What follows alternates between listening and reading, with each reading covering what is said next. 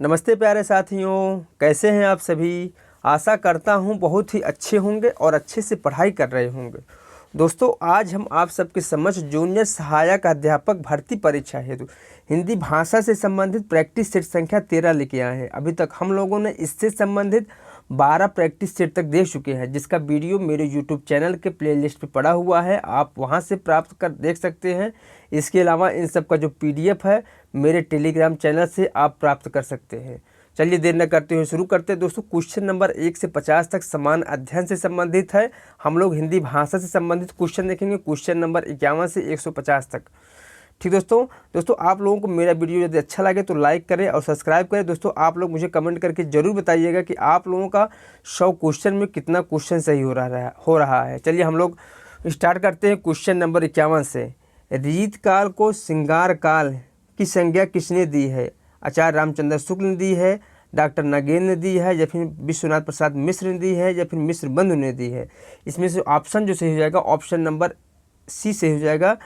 रीत काल को श्रृंगार काल की संज्ञा पंडित विश्वनाथ प्रसाद मिश्र ने दी है, जबकि रीत काव्य की संज्ञा डॉक्टर जॉर्ज ग्रेसन ने दी है। अलंकृत काल की संज्ञा मिश्र बंधुओं ने दी है। रीत काल की संज्ञा रामचंद्र शुक्ल जी ने दिया है, और कला काल की संज्ञा रमाशंकर शुक्ल रसाल ने दिया है, और अंधकार काल की संज्ञा त्रिलोचन ने दिया है। चलिए हम लोग अगला क्वेश्चन देखते हैं। क्वेश्चन नंबर 52 देखते हैं। हिंदी साहित्य के आदिकाल को आधार काल नाम किसने दिया है? बताइए, हिंदी साहित्य के आदिकाल को आधार काल नाम किसने दिया है? डॉक्टर रामस्वरूप चतुर्वेदी ने दिया है, या फिर रमाशंकर शुक्ल रसाल ने दिया है, या फिर मोहन अवस्थी ने दिया है, या फिर लक्ष्मी सागर वर्सेन ने दिया है। तो इसमें से ऑप्शन जो सही हो जाएगा ऑप्शन नंबर सी सही हो जाएगा। मोहन अवस्थी ने आदिकाल को आधार काल नाम दिया है। इसके अलावा सुमन राजे ने भी आदिकाल को आधार काल नाम दिया हुआ है। चलिए हम लोग अगला क्वेश्चन देखते हैं। क्वेश्चन नंबर 53 देखते हैं। वैदेही वनवास किसकी रचना? बताइए, वैदेही वनवास किसकी रचना है? अयोध्या सिंह उपाध्याय हरिऔध की है, रामचंद्र शुक्ल की है, मैथिली शरण गुप्त की है, या फिर सूर्यकांत त्रिपाठी निराला की है। इसमें से जो सही हो जाएगा ऑप्शन नंबर ए सही हो जाएगा। वैदेही वनवास जो है वह अयोध्या सिंह उपाध्याय हरिऔध की रचना है। इसमें कुल 18 सर्ग है वैदेही वनवास में। चलिए हम लोग अगला क्वेश्चन देखते हैं। मिश्र बंधुओं में शामिल नहीं है। दोस्तों, यह क्वेश्चन बहुत बार पूछता है कि कौन मिश्र बंधुओं में शामिल नहीं है? गणेश बिहारी, श्याम बिहारी, केशव बिहारी, या फिर सुखदेव बिहारी। इसमें से ऑप्शन जो सही हो जाएगा ऑप्शन नंबर सी सही हो जाएगा। केशव बिहारी जो है मिश्र बंधुओं में शामिल नहीं है। बाकी तीनों गणेश बिहारी, श्याम बिहारी, सुखदेव बिहारी जो है मिश्र बंधुओं के अंतर्गत आते हैं। चलिए हम लोग अगला क्वेश्चन देखते हैं। चंदन बाला रास के रचयिता हैं? जिन धर्मसूरी हैं, विजय सेन सूरी हैं, या फिर जिन दत्त सूरी हैं, या फिर असगु हैं। इसमें से ऑप्शन जो सही हो जाएगा क्वेश्चन नंबर 55 का ऑप्शन नंबर डी सही हो जाएगा। असगु जो है चंदन बाला रास के रचयिता हैं। चलिए हम लोग अगला क्वेश्चन देखते हैं। नाथ साहित्य का आरंभकर्ता किसे माना जाता है? बताइए, नाथ साहित्य का आरंभकर्ता किसे माना जाता है? नेमिनाथ को, मत्स्येंद्र नाथ को, गोरखनाथ को, या फिर आदिनाथ को। इसमें से जो ऑप्शन सही हो जाएगा ऑप्शन नंबर सी सही हो जाएगा। गोरखनाथ को नाथ साहित्य का आरंभकर्ता माना जाता है। गोरखनाथ के गुरु का नाम मत्स्येंद्र नाथ था, जिसे मच्छंदर नाथ भी कह सकते हैं। चलिए हम लोग अगला क्वेश्चन देखते हैं। काल क्रम की दृष्टि से निम्नलिखित रचनाकारों का सही अनुक्रम क्या है? सर्वप्रथम कौन आएंगे? सरहपा आएंगे कि हेमचंद आएंगे कि पुष्पदंत आएंगे कि सरहपा आएंगे? तो दोस्तों, सर्वप्रथम कौन आएगा? सरहपा आएंगे। तो ऑप्शन 2 में है। उसके बाद कौन आएगा? उसके बाद पुष्पदंत आएंगे, उसके बाद अदमाड़ आएंगे, उसके बाद हेमचंद आएंगे। ठीक दोस्तों, इसलिए ऑप्शन नंबर ए सी हो जाएगा। चलिए हम लोग अगला क्वेश्चन देखते हैं। गौड़ी संप्रदाय के संस्थापक हैं? बताइए, गौड़ी संप्रदाय के संस्थापक कौन है? हरिदास निरंजनी है, हरिदास निरंजनी है, लाल दास है, हित हरिवंश है, या फिर चैतन्य महाप्रभु हैं। तो इसमें से ऑप्शन जो सही हो जाएगा ऑप्शन नंबर डी से हो जाएगा। चैतन्य महाप्रभु जो है गौड़ी संप्रदाय के संस्थापक हैं। और लाल दास का जो संप्रदाय था वह था लाल पंथ। चलिए हम लोग अगला क्वेश्चन देखते हैं। निम्नलिखित में से कौन सा काव्य भक्तिकाल का नहीं है? इनमें से कौन सा काव्य जो है भक्तिकाल का नहीं है? संत काव्य, राम भक्ति काव्य, छायावादी काव्य, या फिर सूफी काव्य। इसमें से ऑप्शन जो सही हो जाएगा ऑप्शन नंबर सी से हो जाएगा। छायावादी काव्य जो है भक्तिकाल का नहीं है। बाकी तीनों जो है संत काव्य, राम भक्ति काव्य, सूफी काव्य, ये तीनों जो है भक्ति काल के अंतर्गत आते हैं। चलिए हम लोग अगला क्वेश्चन देखते हैं। निम्नलिखित में से कौन सी रचना नानक की नहीं है? इनमें से कौन सी एक रचना नानक की नहीं है?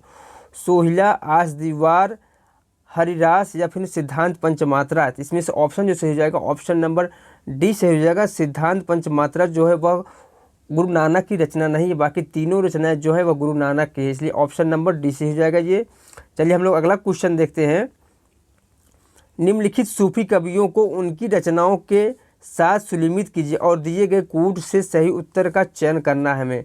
उस्मान की कौन सी रचना है, नूर मोहम्मद की कौन सी रचना है, कुतुबन की कौन सी रचना है और कासिम शाह की कौन सी रचना है?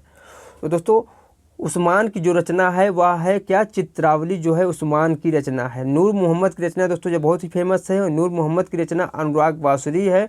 और कुतुबन की रचना जो है वह मृगावती है। और कासिम शाह की जो रचना है वह है हंसावली।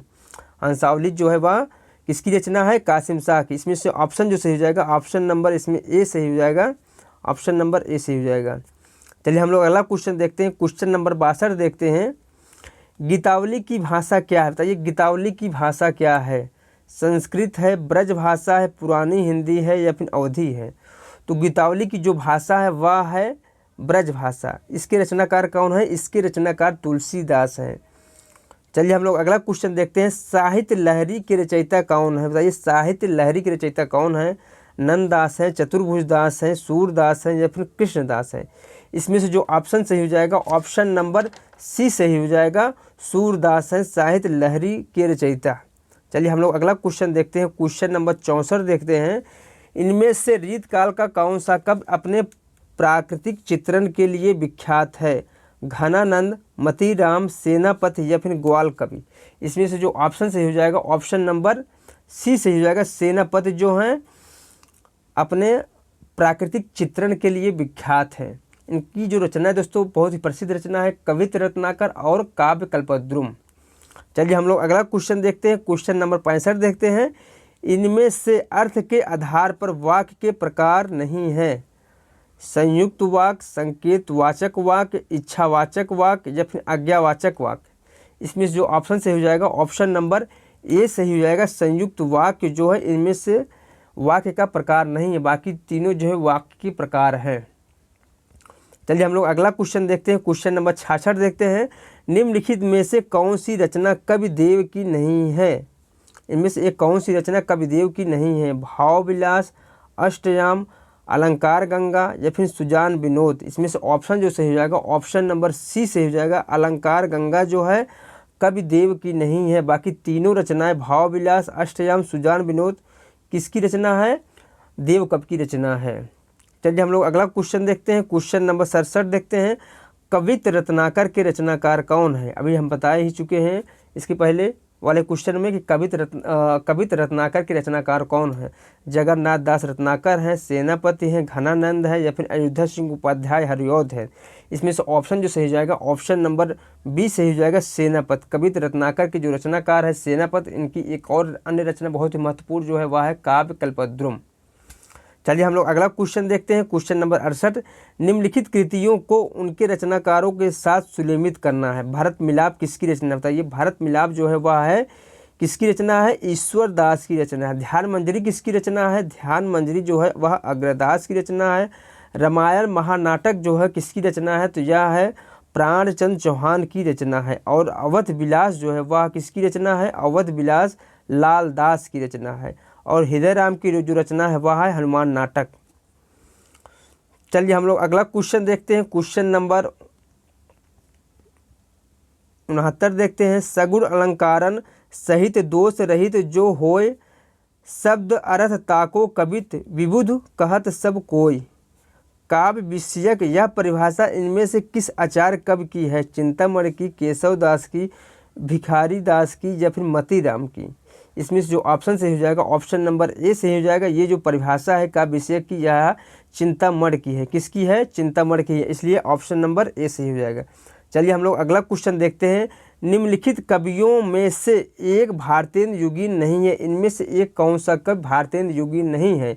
अयोध्या सिंह उपाध्याय हरिऔध हैं, बद्री नारायण चौधरी प्रेमघन हैं, प्रताप नारायण मिश्र हैं, अंबिका दत्त व्यास है। तो अंबिका दत्त व्यास जो हैं, अंबिका दत्त व्यास भारतीय युग कवि हैं और प्रताप नारायण मिश्र भी भारतीय युग कवि हैं। बद्री नारायण चौधरी भी भारतीय युग कवि हैं, जबकि अयोध्या सिंह उपाध्याय जो हैं वह भारतीय युगीन कवि नहीं है बल्कि द्विवेदी युगीन कवि हैं। कौन? अयोध्या सिंह उपाध्याय। इसलिए ऑप्शन नंबर ए सही हो जाएगा। चलिए हम लोग अगला क्वेश्चन देखते हैं। आचार्य शुक्ल के अनुसार स्वच्छंदतावाद के प्रवर्तक हैं मैथिली शरण गुप्त, राधा कृष्ण दास, श्रीधर पाठक या फिर अयोध्या सिंह उपाध्याय हरिऔध।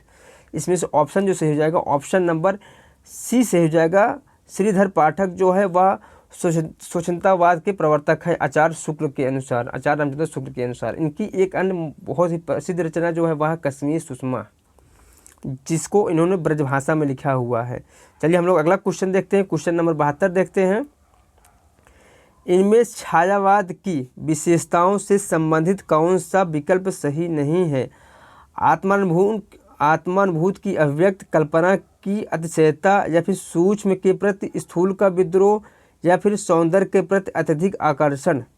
इसमें जो ऑप्शन सही हो जाएगा ऑप्शन नंबर डी सही हो जाएगा। सौंदर्य के प्रति अत्यधिक आकर्षण जो है वह छायावाद की विशेषता नहीं है, बाकी तीनों जो विशेषताएं हैं वह छायावाद की विशेषताएं हैं।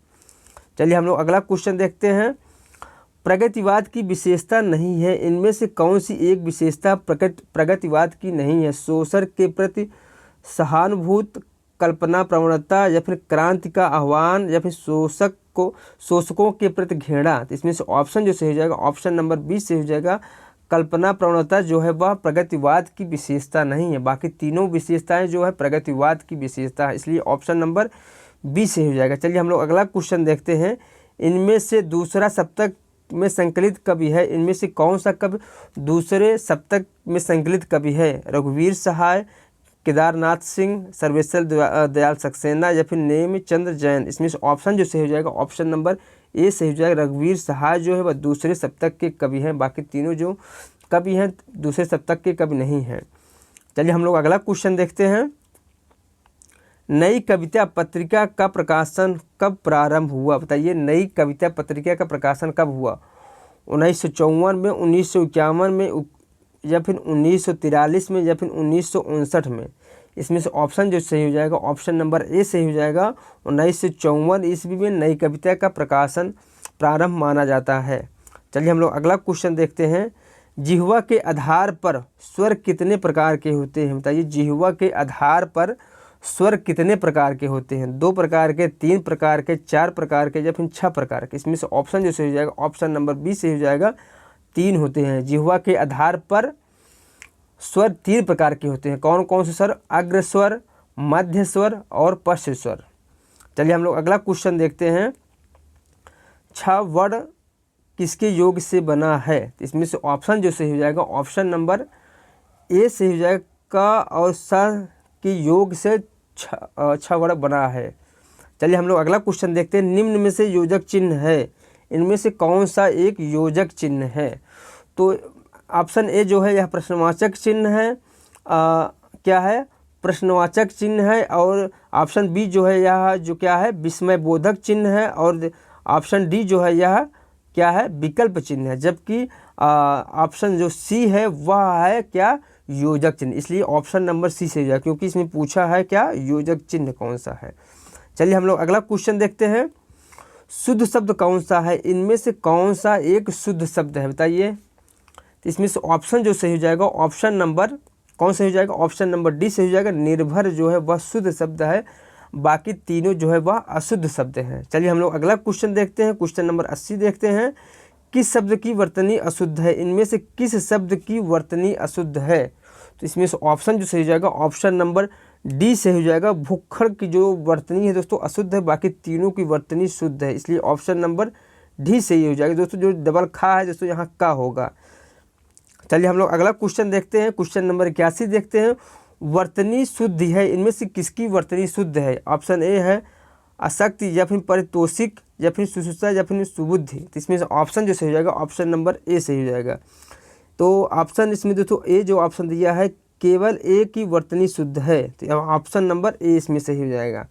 चलिए हम लोग अगला क्वेश्चन देखते हैं। क्वेश्चन नंबर 82 देखते हैं। निम्नलिखित में से किस विकल्प में सभी शब्द भाववाचक संज्ञा है? इसमें इनमें से कौन से विकल्प में सभी शब्द भाववाचक संज्ञा है? अमीर गरीब, समूह मिठास, या फिर जवानी खटास, पुस्तक गंगा, या फिर रसीला कड़वाहट, बुढ़ापा उन्नत, या फिर धैर्य चालाकी उदासी सूर्य। इसमें से जो ऑप्शन से हो जाएगा ऑप्शन नंबर सी से हो जाएगा। रसीला, कड़वाहट, बुढ़ापा और उन्नत जो है वह भाववाचक संज्ञा है ये तीनों से, इसलिए ऑप्शन नंबर सी से हो जाएगा। चलिए हम लोग अगला क्वेश्चन देखते हैं। गरीबों की सहायता करो, गरीब शब्द क्या है बताइए? गरीबों की सहायता करो में गरीब शब्द क्या है? विशेषण है, विशेष है, जातिवाचक संज्ञा है, या फिर भाववाचक संज्ञा है? इसमें से जो ऑप्शन से हो जाएगा ऑप्शन नंबर सी से हो जाएगा, जातिवाचक संज्ञा है। क्या है? गरीब जो शब्द है वह है जातिवाचक संज्ञा। जब किसी शब्द के पूरे समूह का बोध हो तो उसे जातिवाचक संज्ञा कहते हैं। चलिए हम लोग अगला क्वेश्चन देखते हैं। हिंदी में कुल कितने सर्वनाम हैं बताइए? हिंदी में कुल कितने सर्वनाम हैं? 9 है, 10 है, 11 है, या फिर 12 है? इसमें से ऑप्शन जो सही हो जाएगा ऑप्शन नंबर सी सही हो जाएगा। हिंदी में कुल जो सर्वनाम है वह 11 है। दोस्तों आप लोग मुझे कमेंट करके बताइएगा कि सर्वनाम के कितने भेद होते हैं। ठीक है, चलिए हम लोग अगला क्वेश्चन देखते हैं। क्वेश्चन नंबर 85 देखते हैं। निम्नलिखित जोड़ों में से उत्तम पुरुष वाले जोड़ों को पहचानिए। इनमें से कौन सा जोड़ा उत्तम पुरुष वाला है? मैं, हम हैं, या फिर तू, तुम है, या फिर वे, वह, वे हैं, या फिर इससे, उन्हें हैं? तो क्वेश्चन नंबर 85 का ऑप्शन जो सही हो जाएगा ऑप्शन नंबर ए सही हो जाएगा।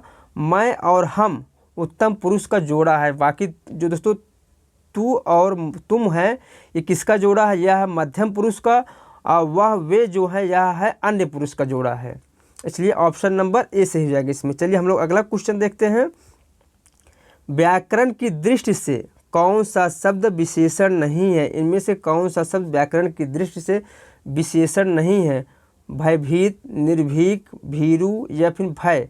इसमें से ऑप्शन जो सही हो जाएगा ऑप्शन नंबर डी से हो जाएगा। भय जो है वह विशेषण शब्द नहीं है, बाकी तीनों जो है वह विशेषण शब्द है। भय का विशेषण क्या होगा? भयानक। चलिए हम लोग अगला क्वेश्चन देखते हैं। गुणवाचक विशेषण कितने भेद होते हैं? दोस्तों यह क्वेश्चन मुझे कुछ सही नहीं लग रहा है, इसलिए इसको हम नहीं कराएंगे। चलिए हम लोग अगला क्वेश्चन देखते हैं। निम्नलिखित में से कौन सी क्रिया सकर्मक है? इनमें से कौन सी क्रिया सकर्मक है? हंसना, लिखना, दौड़ना, उठना?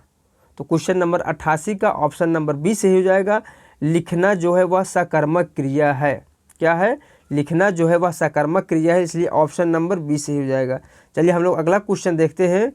क्रिया का मूल रूप कौन सा है बताइए? क्रिया का मूल रूप इसमें से कौन सा है? कर्म है, व्याकरण है, भाषा है, या फिर धातु है?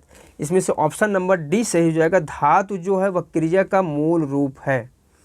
चलिए हम लोग अगला क्वेश्चन देखते हैं। क्वेश्चन नंबर 90 देखते हैं। निम्नलिखित में से अव्यय कौन है? इनमें से अव्यय कौन है? वर्तमान, नया, सुंदर, तथा? इसमें से जो ऑप्शन से हो जाएगा ऑप्शन नंबर सी से हो जाएगा। तथा जो है वह अव्यय शब्द है। चलिए हम लोग अगला क्वेश्चन देखते हैं। मैं रोज पढ़ता हूँ वाक्य में क्रिया विशेषण का भेद है। स्थानवाचक क्रिया विशेषण, रीतवाचक क्रिया विशेषण, कालवाचक क्रिया विशेषण, या फिर परिणामवाचक क्रिया विशेषण? इसमें से ऑप्शन जो सही हो जाएगा ऑप्शन नंबर सी से हो जाएगा। कालवाचक क्रिया विशेषण। क्या सही हो जाएगा? ऑप्शन नंबर सी से हो जाएगा, कालवाचक क्रिया विशेषण। चलिए हम लोग अगला क्वेश्चन देखते हैं। निम्नलिखित में पुल्लिंग शब्द है, इनमें से कौन सा एक पुल्लिंग शब्द है? सरसों, मकाई, सारस, या फिर मूंग? इसमें से ऑप्शन जो सही हो जाएगा ऑप्शन नंबर सी जो है सारस जो है वह पुल्लिंग शब्द है। सारस जो क्या है? पुल्लिंग शब्द है। बाकी जो तीनों हैं इसके अलावा स्त्रीलिंग शब्द है। चलिए हम लोग अगला क्वेश्चन देखिए। मिठाई शब्द किस शब्द का एक वचन है बताइए? मिठाई शब्द किस शब्द का एक वचन है? मीठे, मिठाई, मिठाइयाँ, या फिर मिठाइयाँ? इसमें से ऑप्शन जो सही हो जाएगा ऑप्शन नंबर डी से हो जाएगा। कौन सा? मिठाइयाँ जो है वह एक वचन शब्द है इसका। चलिए हम लोग अगला क्वेश्चन देखते हैं। क्वेश्चन नंबर 54 देखते हैं। सुबह में चिड़िया चहकने लगती है। सुबह में चिड़िया सुबह में चिड़िया चहचहाने लगती है। वाक्य में प्रयुक्त काल पहचानिए, कौन सा है? अपूर्ण वर्तमान काल, सामान्य वर्तमान काल, सामान्य भविष्य काल या फिर पूर्व भूतकाल। इसमें से ऑप्शन जो सही हो जाएगा ऑप्शन नंबर बी सही हो जाएगा, सामान्य वर्तमान काल। क्या सही हो जाएगा? सामान्य वर्तमान काल।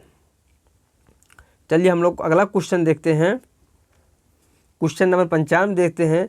राजा भिक्षुक को दान देता है, वाक्य में कौन सा कारक है? कर्म कारक है, अपादान कारक है, संप्रदाय कारक है या फिर करण कारक है? इसमें से ऑप्शन जो सही हो जाएगा ऑप्शन नंबर सी सही हो जाएगा, संप्रदाय कारक है। क्या है? संप्रदाय कारक है। चलिए हम लोग अगला क्वेश्चन देखते हैं।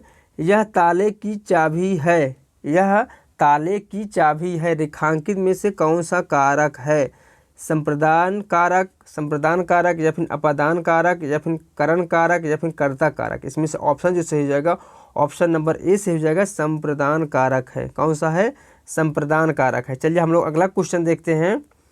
निम्नलिखित में से तत्सम शब्द है, इनमें से कौन सा एक तत्सम शब्द है? गर्म होगा, नरक होगा, नरम होगा या फिर तीर्थ होगा? तो इसमें से ऑप्शन जो सही हो जाएगा ऑप्शन नंबर डी, तीर्थ जो है वह तत्सम शब्द है, बाकी तीनों जो है वह तद्भव शब्द है। चलिए हम लोग अगला क्वेश्चन देखते हैं, क्वेश्चन नंबर 98। इनमें से कौन सा तत्सम तद्भव का सही जोड़ा नहीं है? इनमें से कौन सा तत्सम और तद्भव का सही जोड़ा नहीं है?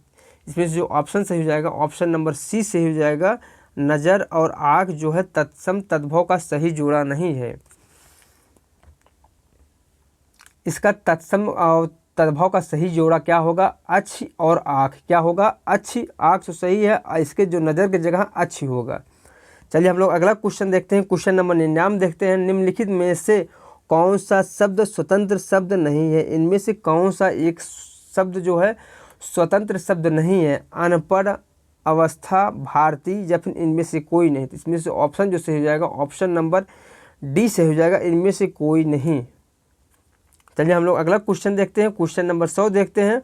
प्रतिष्ठा का मूल शब्द क्या है? बताइए प्रतिष्ठा का मूल शब्द क्या है? इसमें से ऑप्शन जो सही हो जाएगा ऑप्शन नंबर कौन सा हो जाएगा? ऑप्शन नंबर बी से हो जाएगा, प्रति प्लस आस्था जो है मूल शब्द है। चलिए हम लोग अगला क्वेश्चन देखते हैं, क्वेश्चन नंबर 101 देखते हैं। अपशगुन का विलोम क्या होगा? असगुन होगा, सगुन होगा या फिर पावन होगा या फिर पुण्य होगा? तो इसमें से ऑप्शन जो सही हो जाएगा ऑप्शन नंबर बी से हो जाएगा, शकुन। अपशगुन का विलोम शकुन होगा। चलिए हम लोग अगला क्वेश्चन देखते हैं, क्वेश्चन नंबर 102। चपल का विलोम शब्द है, बताइए चपल का विलोम क्या होगा? गंभीर होगा, वाचाल होगा, चंचल होगा या फिर उद्यमी होगा? तो इसमें से ऑप्शन जो सही हो जाएगा ऑप्शन नंबर ए सही हो जाएगा, गंभीर। चपल का विलोम जो है वह गंभीर होगा। चलिए हम लोग अगला क्वेश्चन देखते हैं। अश्व का पर्यायवाची नहीं है, इनमें से कौन सा अश्व का पर्यायवाची नहीं है? तरंग, घोटक, घोड़ा या फिर है? इसमें से ऑप्शन जो सही हो जाएगा ऑप्शन नंबर ए सही हो जाएगा, तरंग जो है अश्व का पर्यायवाची नहीं है, बाकी तीनों घोटक, घोड़ा और है जो है वह तरंग का पर्यायवाची है, इसलिए ऑप्शन नंबर ए सही हो जाएगा। तरंग का पर्यायवाची क्या होता? लहर। चलिए हम लोग अगला क्वेश्चन देखते हैं। दिनकर किसका पर्यायवाची है? आकाश का, चंद्र का, तालाब का या फिर सूर्य का? इसमें से ऑप्शन जो सही हो जाएगा ऑप्शन नंबर डी सही हो जाएगा, सूर्य का पर्यायवाची दिनकर होता है या फिर दिनकर का पर्यायवाची सूर्य होता है। चलिए हम लोग अगला क्वेश्चन देखते हैं, क्वेश्चन नंबर 105 देखते हैं। निम्नलिखित अनेकार्थी शब्द का दूसरा अर्थ बताइए। अज, अजन्मा क्या होगा?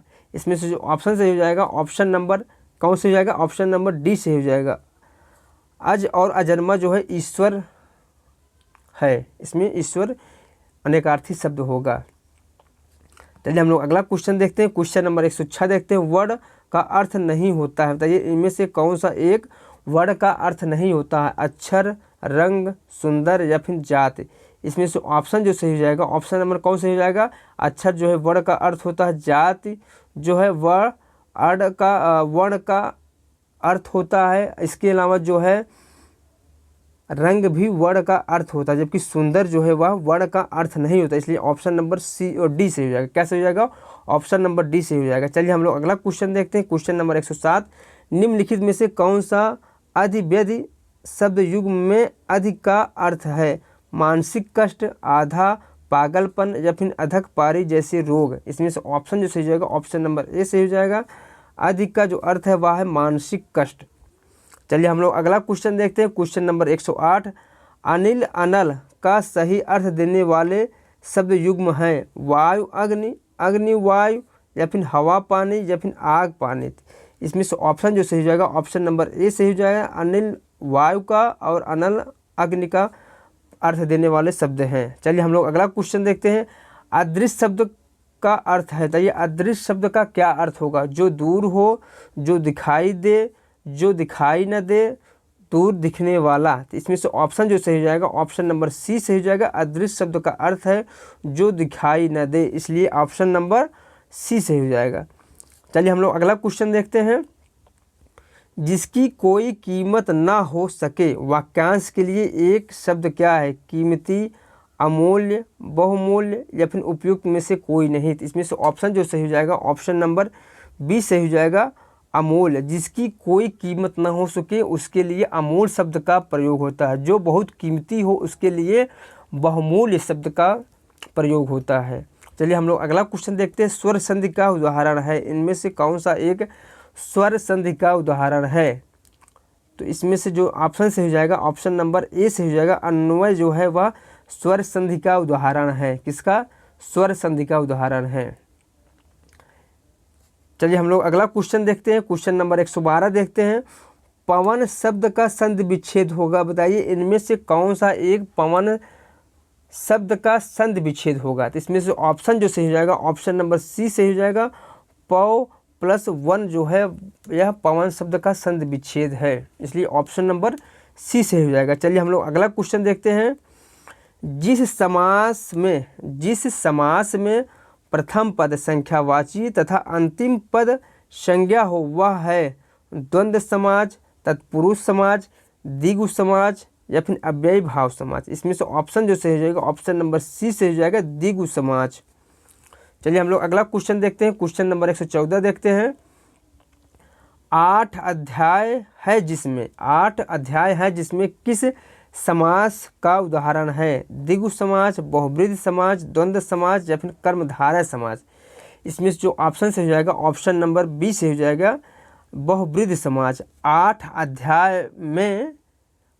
अध्याय है जिसमें अर्थात अष्टाध्यायी या बहुब्रीहि समास होगा। चलिए हम लोग अगला क्वेश्चन देखते हैं। मिश्र वाक्य है, इनमें से कौन सा एक मिश्र वाक्य है? उसने अपना घर लुटा दिया, सूरज उगने पर कुहासा फट गया, उसके पास जो कुछ था वह खो गया, उसका सब कुछ खो गया। इसमें से जो ऑप्शन सही हो जाएगा ऑप्शन नंबर सी सही जाएगा। क्या सही हो जाएगा? ऑप्शन नंबर सी सही हो जाएगा। उसके पास जो कुछ था वह खो गया, ऑप्शन नंबर सी सही हो जाएगा। चलिए हम लोग अगला क्वेश्चन देखते हैं। क्वेश्चन नंबर 116 देखते हैं।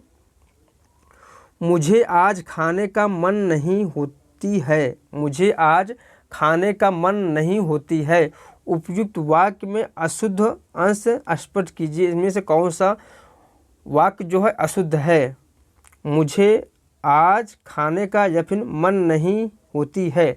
इसमें जो ऑप्शन सही हो जाएगा ऑप्शन नंबर डी सही हो जाएगा। ऑप्शन नंबर कौन सही हो जाएगा? ऑप्शन नंबर डी सही हो जाएगा, मन नहीं होती है। ठीक है, क्या सही हो जाएगा? मन नहीं होता। इसका जो सही शुद्ध रूप होगा वह होगा मुझे आज खाने का मन नहीं है। मुझे आज खाने का मन नहीं है, यह शुद्ध रूप होगा। चलिए हम लोग अगला क्वेश्चन देखते हैं। क्वेश्चन नंबर 117 देखते हैं। निम्नलिखित विकल्पों में से अशुद्ध वाक्य को चयनित कीजिए। इनमें से कौन सा वाक्य जो शुद्ध रूप में है? बताइए निम्नलिखित विकल्पों में से शुद्ध वाक्य कौन सा है? वह दंडनीय है, वह दंड भोगने के योग्य है, वह दंड योग्य है, वह दंड योग्य है, या फिर वह दंड देने योग्य है। इसमें से ऑप्शन जो सही हो जाएगा ऑप्शन नंबर सी से हो जाएगा, वह दंड देने योग्य है, वह दंड योग्य है। सॉरी दोस्तों, इसमें जो ऑप्शन से हो जाएगा ऑप्शन सी, वह दंड योग्य है। चलिए हम लोग अगला क्वेश्चन देखते हैं। क्वेश्चन नंबर 18 देखते हैं। आलंबन और उद्दीपन विभावों के कारण उत्पन्न भावों को बाहर प्रकाशित करने वाले कार्य कहलाते हैं। विभाव, अनुभाव, संचारी भाव, या फिर अस्थायी भाव। तो क्वेश्चन नंबर 118 का ऑप्शन नंबर बी से हो जाएगा, अनुभाव कहलाते हैं। क्या कहलाते हैं? अनुभाव कहलाते हैं। चलिए हम लोग क्वेश्चन नंबर 119 देखते हैं। दी गई पंक्ति में रस कौन सा है? बताइए दी गई पंक्ति में कौन सा रस है? प्रिय वह मेरा प्राण प्यारा कहाँ है, दुख जल निधि में डूबी, दुख जल निधि में डूबी का सहारा कहाँ है, श्रृंगार, रौद्र, करुण या फिर शांत रस है। इसमें से जो ऑप्शन सही हो जाएगा ऑप्शन नंबर सी सही हो जाएगा, करुण रस है। चलिए हम लोग अगला क्वेश्चन देखते हैं। क्वेश्चन नंबर 120 देखते हैं। निम्नलिखित में से कौन सा वर्णिक छंद है, छप्पय है, सोरठा है, रोला है या फिर उपेंद्र वज्र है। इसमें से ऑप्शन जो सही हो जाएगा ऑप्शन नंबर सी सही हो जाएगा, उपेंद्र वज्र जो है दोस्तों वह एक वर्णिक छंद है। चलिए हम लोग अगला क्वेश्चन देखते हैं। क्वेश्चन नंबर 121 देखते हैं। इनमें से किस छंद में प्रथम व अंतिम शब्द समान होता है, इनमें से किस छंद में प्रथम व अंतिम शब्द समान होता है, छप्पय, कुंडलियाँ, इंद्रव्रजा या फिर उपजात। इसमें से ऑप्शन जो सही हो जाएगा ऑप्शन नंबर बी सही हो जाएगा, कुंडलिया में। चलिए हम लोग अगला क्वेश्चन देखते हैं। क्वेश्चन नंबर 122 देखते हैं। इनमें से कौन सा विकल्प शब्द अलंकार का भेद नहीं है, यमक, रूपक, श्लेष या फिर अनुप्रास। इसमें से ऑप्शन जो सही हो जाएगा ऑप्शन नंबर बी सही हो जाएगा, रूपक जो है शब्द अलंकार का भेद नहीं है, बाकी तीनों जो है वह शब्द अलंकार के भेद है। रूपक जो है वह अर्थालंकार है, अर्थालंकार के अंतर्गत उपमा, उत्प्रेक्षा और व्यतिरेक, अतिशोक्त आते हैं। चलिए हम लोग अगला क्वेश्चन देखते हैं। क्वेश्चन नंबर 123 देखते हैं। खिली हुई हवा आई फिरकी सी आई चली गई, खिली हुई हवा आई फिरकी सी आई चली गई। पंक्ति में अलंकार है, उपमा है, अनुप्रास है, संभावना है या फिर उत्प्रेक्षा है। इसमें से जो ऑप्शन सही हो जाएगा ऑप्शन नंबर कौन से हो जाएगा ऑप्शन नंबर ए सही हो जाएगा, उपमा अलंकार है। कौन सा अलंकार है, उपमा अलंकार है। जब एक वस्तु की तुलना दूसरी वस्तु से की जाए तो वहाँ उपमा अलंकार होता है। तुलना प्रकट करने वाले शब्द जैसे सा, सी, से, सरिस, समान आदि हैं। चलिए हम लोग अगला क्वेश्चन देखते हैं। क्वेश्चन नंबर 124 देखते हैं। आधा तीतर आधा बटेर मुहावरे का अर्थ क्या होता है, बताइए। आधा तीतर आधा बटेर मुहावरे का क्या अर्थ होता है। दो चीज़ों का मिश्रण, बेमेल चीज़ों का मिश्रण, आधा आधा खाना या फिर तीतर और बटेर मिलाकर खाना। इसमें से ऑप्शन जो सही हो जाएगा ऑप्शन नंबर बी से हो जाएगा, बेमेल चीज़ों का मिश्रण। आधा तीतर आधा बटेर मुहावरे का अर्थ होता है, ऑप्शन नंबर बी से हो जाएगा। चलिए हम लोग अगला क्वेश्चन देखते हैं। अंधों में काना राजा लोकोक्तियों का अर्थ है, बताइए। अंधों में काना राजा लोकोक्तियों का अर्थ है। गुणहीनों के बीच एक गुणवान व्यक्ति, ओछे व्यक्ति में ऐंठन होती है, बहुत ही लालची, अकेला आदमी मजबूर होता है। इसमें दोस्तों ऑप्शन जो सही हो जाएगा ऑप्शन नंबर ए सही हो जाएगा, गुणहीनों के बीच एक गुणवान व्यक्ति। अंधों में काना राजा लोकोक्तियों का अर्थ होता है। चलिए हम लोग अगला क्वेश्चन देखते हैं। जयचंद्र प्रकाश नामक महाकाव्य के लेखक हैं बलदेव चंद्र, भगवान सिंह, चंद्रबरदई या फिर भट्ट केदार। इसमें से ऑप्शन जो सही हो जाएगा ऑप्शन नंबर डी से हो जाएगा, भट्ट केदार जयचंद्र प्रकाश नामक महाकाव्य के लेखक हैं। चलिए हम लोग अगला क्वेश्चन देखते हैं। सूरदास, नंददास आदि अष्टछाप के कवियों ने कृष्ण काव्य की रचना किस भाषा में की है, अवधी में, ब्रज भाषा में, खड़ी बोली में या फिर मैथिली में। इसमें से जो ऑप्शन सही हो जाएगा ऑप्शन नंबर बी से हो जाएगा, ब्रज भाषा में की हुई है। चलिए हम लोग अगला क्वेश्चन देखते हैं। निम्नलिखित में से छायावादी रचनाकार कौन है, इनमें से कौन कवि जो है छायावादी कवि है।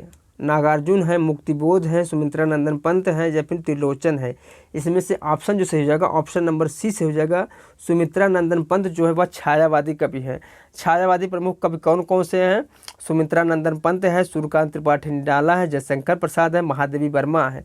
नागार्जुन, मुक्तिबोध और त्रिलोचन जो है ये छायावोत्तर युग के कवि हैं। चलिए हम लोग अगला क्वेश्चन देखते हैं। जूही की कली कविता के कवि कौन हैं, निराला हैं, प्रसाद हैं, महादेवी वर्मा हैं या फिर पंत हैं। तो क्वेश्चन नंबर 129 का ऑप्शन नंबर ए से हो जाएगा। जूही की कली कविता के जो रचनाकार है वह है निराला जी। कौन है, निराला जी। चलिए हम लोग अगला क्वेश्चन देखते हैं। वर्ष 1982 में इनमें से किसे ज्ञानपीठ पुरस्कार मिला, जयशंकर प्रसाद को, महादेवी वर्मा को, बंकिम चंद्र चटर्जी को या फिर इनमें से किसी को नहीं। तो जयशंकर प्रसाद को कोई भी ज्ञानपीठ पुरस्कार नहीं मिला था और बंकिम चंद्र चटर्जी को भी नहीं मिला था। इसमें से जो ऑप्शन से हो जाएगा ऑप्शन नंबर बी से हो जाएगा महादेवी वर्मा को 1982 ईस्वी में ज्ञानपीठ पुरस्कार मिला था। किस रचना के लिए? यामा पर। इनको यामा रचना के लिए ज्ञानपीठ पुरस्कार मिला हुआ था। चलिए हम लोग अगला क्वेश्चन देखते हैं। साहित्य अकादमी द्वारा 2016 में नासिरा शर्मा को किस उपन्यास के लिए पुरस्कार प्रदान किया गया था? कागज की नाव, अक्षयवट, या फिर अजनबी जंजीरा, या फिर परिजात। इसमें से जो ऑप्शन से हो जाएगा ऑप्शन नंबर कौन से हो जाएगा? ऑप्शन नंबर डी से हो जाएगा। परिजात के लिए इन्हें साहित्य अकादमी पुरस्कार मिला था। किसे? नासिरा शर्मा को। इनकी एक अन्य महत्वपूर्ण रचना है 7 नदियाँ एक समंदर, जिंदा मुहावरे। चलिए हम लोग अगला क्वेश्चन देखते हैं। एक मुलाकात कहानी की कथाकार कौन? बताइए, एक मुलाकात कहानी की कथाकार कौन है? अलका सरावगी है, कृष्णा सुबाती है, उषा राजे हैं, या फिर दीप्ति खंडेलवाल हैं। इसमें जो ऑप्शन से हो जाएगा ऑप्शन नंबर डी से हो जाएगा, उषा राजे हैं।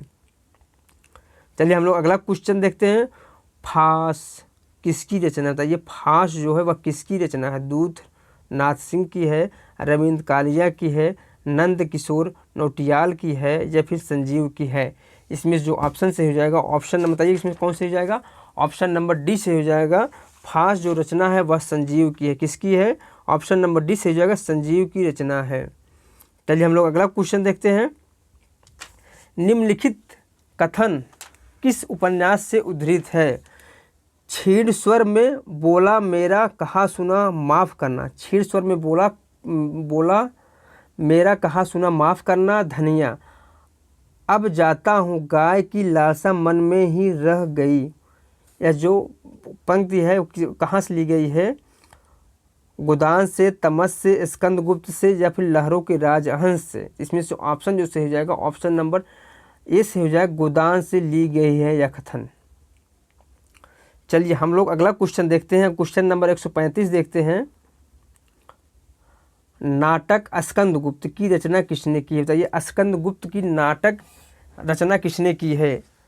प्रेमचंद ने, जयनेंद्र कुमार ने, जयशंकर प्रसाद ने, या फिर मालती जोशी ने। तो इसमें से ऑप्शन जो से हो जाएगा ऑप्शन नंबर सी से हो जाएगा, जयशंकर प्रसाद ने स्कंदगुप्त नाटक की रचना की है। इनकी जो अन्य नाटक महत्वपूर्ण है, विशाख है, अजात शत्रु है, ध्रुव सामनी है, इत्यादि। चलिए हम लोग अगला क्वेश्चन देखते हैं। स्थूल के प्रति सूक्ष्म का विद्रोह किसने कहा है? बताइए, स्थूल के प्रति सूक्ष्म का विद्रोह किसने कहा है? नंद दुलारे वाजपेयी ने, रामचंद्र शुक्ल ने, डॉक्टर नगेंद्र ने, या फिर हजारी प्रसाद द्विवेदी ने। तो इसमें से ऑप्शन जो सही हो जाएगा ऑप्शन नंबर सी से हो जाएगा, डॉक्टर नगेंद्र ने कहा है। चलिए हम लोग अगला क्वेश्चन देखते हैं। निम्न में से कौन जीवनी है? इनमें से कौन सी एक जीवनी है? अतीत के चलचित्र, चिंतामणि, आवारा मसीहा, या फिर नीड़ का निर्माण फिर से। इसमें जो ऑप्शन से हो जाएगा ऑप्शन नंबर सी से हो जाएगा, आवारा मसीहा जो है यह विष्णु प्रभाकर द्वारा लिखा गया, जो बंगला के लेखक शरदचंद्र चट्टोपाध्याय है, इनकी जीवनी है। चलिए हम लोग अगला क्वेश्चन देखते हैं। हंस पत्रिका के संपादक, बताइए हंस पत्रिका के संस्थापक और संपादक कौन था? प्रेमचंद, निराला, धर्मवीर भारती, या फिर अज्ञे। इसमें जो ऑप्शन से हो जाएगा ऑप्शन नंबर ए से हो जाएगा, हंस पत्रिका के संस्थापक और संपादक प्रेमचंद थे। चलिए हम लोग अगला क्वेश्चन देखते हैं। अमृता प्रीतम किस भाषा की साहित्यकार है? बताइए, अमृता जो प्रीतम है किस भाषा की साहित्यकार है? हिंदी की, पंजाबी की, उर्दू की, या फिर सिंधी की? तो इसमें से जो ऑप्शन से हो जाएगा ऑप्शन नंबर बी से हो जाएगा, पंजाबी की साहित्यकार हैं। चलिए हम लोग अगला क्वेश्चन देखते हैं। क्वेश्चन नंबर 140 देखते हैं। आलसियों का कोड़ा किसकी रचना है? लल्लू लाल की, मुंशी सदा सुख लाल, या फिर सदल मिश्र, या फिर सितारे हिंद। तो इसमें जो ऑप्शन से हो जाएगा ऑप्शन नंबर कौन से हो जाएगा? क्वेश्चन नंबर 140 का ऑप्शन नंबर डी से हो जाएगा, सितारे हिंद का। राजा शिव प्रसाद सितारे हिंद की रचना है आलसियों का कोड़ा। चलिए हम लोग अगला क्वेश्चन देखते हैं। जैसे को तैसा नाटक के रचनाकार कौन होता है? ये जैसे को तैसा नाटककार के रचनाकार कौन है? गोपाल राम गहमरी हैं, भारतेंदु हरिश्चंद्र है, जयशंकर प्रसाद है, या फिर इनमें से कोई नहीं। इसमें जो ऑप्शन से हो जाएगा ऑप्शन नंबर ए से हो जाएगा, गोपाल गहमरी की रचना है जैसे को तैसा। चलिए हम लोग अगला क्वेश्चन देखते हैं। Question number 142। एक भारतीय आत्मा के नाम से जाने जाते हैं, तो ये इनमें से कौन एक रचनाकार एक भारतीय आत्मा के नाम से जाने जाते हैं? माखनलाल चतुर्वेदी, लक्ष्मीकांत चतुर्वेदी, संजय चतुर्वेदी या फिर नारायण चतुर्वेदी। तो इसमें से जो ऑप्शन से हो जाएगा, ऑप्शन नंबर ए से हो जाएगा, माखनलाल चतुर्वेदी को एक भारतीय आत्मा के नाम से जाना जाता है। चलिए हम लोग अगला क्वेश्चन देखते हैं। ताई कहानी के लेखक हैं, बताइए ताई कहानी के लेखक कौन है? आचार्य चतुर्सेन शास्त्री हैं, सुदर्शन है, प्रेमचंद है या फिर विश्वंभर नाथ शर्मा है। तो इसमें से जो ऑप्शन सही हो जाएगा, ऑप्शन नंबर कौन सही हो जाएगा? ऑप्शन नंबर डी सही हो जाएगा, विश्वंभर नाथ शर्मा की रचना है ताई। जबकि इनकी एक और रचना है रक्षा बंदर। हार की जीत जो रचना है कहानी है या है सुदर्शन, किसकी? सुदर्शन की कहानी। प्रेमचंद की एक बहुत फेमस कहानी है, वह है क्या? कफन है। चलिए हम लोग अगला क्वेश्चन देखते हैं। क्वेश्चन नंबर 144 देखते हैं। वैर जो है क्रोध का अचार या मुरब्बा है? वैर क्रोध का अचार या मुरब्बा है, यह कथन किस निबंधकार का है? हजारी प्रसाद द्विवेदी, महावीर प्रसाद द्विवेदी, रामचंद्र शुक्ल या फिर श्याम सुंदर दास। इसमें से जो ऑप्शन सही हो जाएगा, ऑप्शन नंबर सी से हो जाएगा, रामचंद्र शुक्ल का यह निबंध का कथन है। चलिए हम लोग अगला क्वेश्चन देखते हैं। क्वेश्चन नंबर 145 देखते हैं। 4 खंडों में प्रकाशित बच्चन की आत्मकथा का प्रथम खंड कौन सा? बताइए।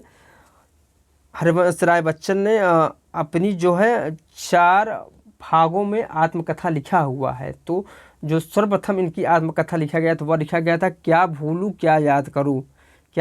क्या भूलूं क्या याद करूं, ऑप्शन नंबर सी से हो जाएगा, जिसका रचना काल समय है 1969। उसके बाद इन्होंने लिखा था नीड़ का निर्माण फिर से। क्या लिखा था? नीड़ का निर्माण फिर से। किस सन में? 1970 ईस्वी में। उसके बाद बसेरे से दूर लिखा था 1978 ईस्वी में। 10 द्वार से सोपान तक इन्होंने लिखा था 1885 ईस्वी में। इसमें ऑप्शन नंबर सी से हो जाएगा। चलिए हम लोग अगला क्वेश्चन देखते हैं। क्वेश्चन नंबर पद्यांश के आधार पर प्रश्न देखना है हमें। कंकन किंकिन नुपुर धुनि सुने, कहत लखन सन राम हृदय गुण। इस पद में कौन सा भाव है? बताइए इस पद में कौन सा भाव है? करुण भाव है, ओज भाव है, सुकुमार भाव है या फिर माधुर भाव है? तो इसमें से जो ऑप्शन सही हो जाएगा, ऑप्शन नंबर डी से हो जाएगा, माधुर्य भाव है। कौन सा है? माधुर्य भाव है। चलिए हम लोग अगला क्वेश्चन देखते हैं। क्वेश्चन नंबर दोस्तों इसके पहले जो हम वीडियो देख चुके हैं प्रैक्टिस सेट 11-12 जो काव्यांश दिया हुआ था, गद्यांश दिया हुआ था, सेम वही है। आप लोग उसको पढ़ चुके हैं। अगर ना पढ़े हो तो फिर से एक बार देख लीजिए। हम सीधा क्वेश्चन देखते हैं। आप लोग इसका पद्यांश देख लीजिए। हम सीधा क्वेश्चन देखते हैं। क्वेश्चन क्या है? जिसे जीता ना जा सके, इसके लिए कविता में कौन सा शब्द प्रयुक्त हुआ है? जिसे जीता ना जा सके उसके लिए कविता में कौन सा शब्द प्रयुक्त हुआ है? अजय, अखंड, अमर या फिर दिव्य। इसमें से जो ऑप्शन सही हो जाएगा, ऑप्शन नंबर ए सही हो जाएगा, अजय। क्या सही हो जाएगा? ए। अजय जो जिसे जीता ना जा सके अजय होता है। अखंड के लिए जिसका खंड या टुकड़ा ना हो उसे अखंड कहते हैं। जो न मरे उसे अमर कहते हैं। जो न मरे उसे अमर कहते हैं। अलौकिक या अति सुंदर के लिए दिव्य कहते हैं। अलौकिक अति सुंदर के लिए दिव्य कहते हैं। चलिए हम लोग अगला क्वेश्चन देखते हैं। क्वेश्चन नंबर 148 देखते हैं। दोस्तों आप लोग इसका जो गद्यांश है, गद्यांश आप लोग देख लीजिए। चलिए हम क्वेश्चन नंबर 148 देखते हैं। ऑक्सीजन ग्रहण करने में अधिकांश जीवधारियों का स्वभाव है विचित्र प्रकार का, मानव से भिन्न, मानव के विपरीत या मानव की तरह। इसमें से जो ऑप्शन से हो जाएगा, मानव की तरह। क्या सही हो जाएगा? मानव की तरह। चलिए हम लोग अगला क्वेश्चन देखते हैं। क्वेश्चन नंबर 149 देखते हैं। पीडीएफ इसका आप लोग गद्यांश जो है देख लीजिए आप लोग। चलिए हम क्वेश्चन देखते हैं। Question number 149।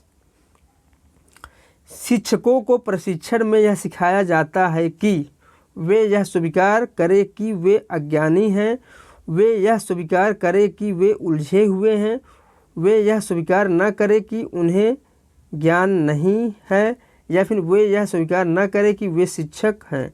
इसमें जो ऑप्शन सही हो जाएगा क्वेश्चन नंबर 149 का ऑप्शन नंबर सी से हो जाएगा, वे यह स्वीकार न करें कि उन्हें ज्ञान नहीं है। इसलिए ऑप्शन नंबर सी से हो जाएगा। आप पद्य में जब इसका जो गद्य पढ़ेंगे तो उसमें आपको यह मिल जाएगा। चलिए हम लोग अगला क्वेश्चन देखते हैं। क्वेश्चन नंबर 150 देखते हैं और आज का और इस प्रैक्टिस सेट का लास्ट क्वेश्चन देखते हैं। स्व का प्रकटाय डैश होता है, रोशनी, कर्म, शक्ति, शून्य। इसमें जो ऑप्शन हो जाएगा ऑप्शन नंबर बी से हो जाएगा कर्म। स्व का प्रकटाय जो कर्म में होता है, किस में होता है? कर्म में। इसमें ऑप्शन नंबर बी से हो जाएगा। ठीक दोस्तों यह वीडियो मेरा यहीं समाप्त हो रहा है। यदि मेरा वीडियो आप सभी लोगों को अच्छा लगा हो तो लाइक करें और सब्सक्राइब करें। दोस्तों आप लोग मुझे कमेंट करके ज़रूर बताइएगा कि आप लोगों का कितना क्वेश्चन सही हो रहा है। इसके अलावा दोस्तों हम बहुत ही जल्द आप इस टीचर भर्ती के लिए, जूनियर सहायक अध्यापक के लिए प्रैक्टिस सेट दोस्तों फर्स्ट पेपर का भी लाने वाले हैं। ठीक दोस्तों।